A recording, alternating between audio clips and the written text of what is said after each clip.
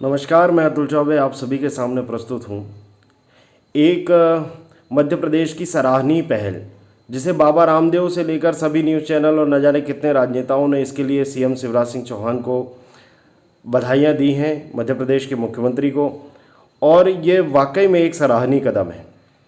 मैं बात कर रहा हूँ आबकारी नीति, जो मध्य प्रदेश के द्वारा अभी अभी एक नई आबकारी नीति बनाई गई है। ये नीति लागू भी हो गई है। इस नीति में क्या क्या विशेष है, मैं ये आपको एक सूक्ष्म या छोटे तरीके से बताने की कोशिश करूँगा। पहला तो सबसे बड़ा विषय इसमें यही आ रहा है कि ड्राइविंग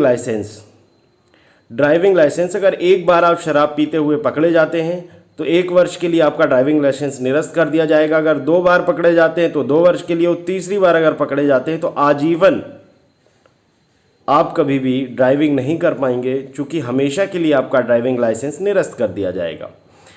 दूसरा एक बहुत बड़ा नियम इसमें यह भी है कि अहाते, शराब दुकान के साथ जितने भी अहाते या जो बार थे जहां पर शराब लेकर के वहीं बैठ कर के पीने की व्यवस्था थी, जिसके कारण सामाजिक सौहार्द अधिक बिगड़ता था, लोग निकल कर के रोड में हंगामा करते थे या फिर शराब पीते हुए ड्राइविंग करना, ऐसी सारी चीज़ों पर कड़ी कार्यवाही करते हुए शराब नीति में ये दर्शाया गया है कि कोई भी अहाता अब से संचालित नहीं होगा।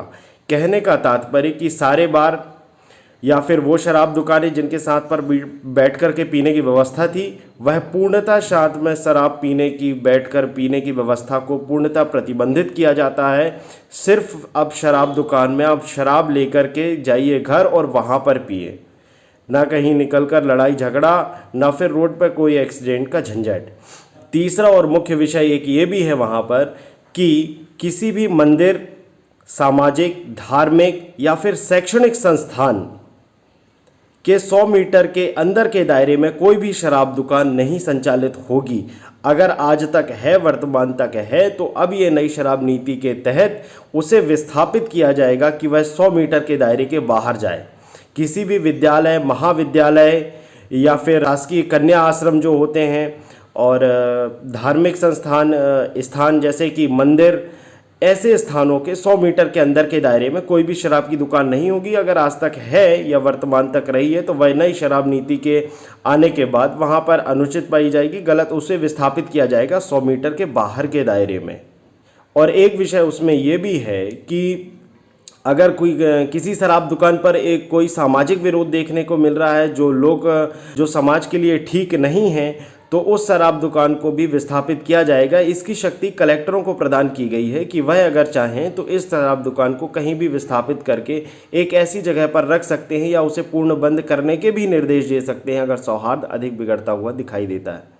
तो ये शराब नीति के कुछ एक मुख्य बिंदु थे जो मैंने आपके सामने रखे। मुझे आशा है कि आपको ये वीडियो पसंद आएगा।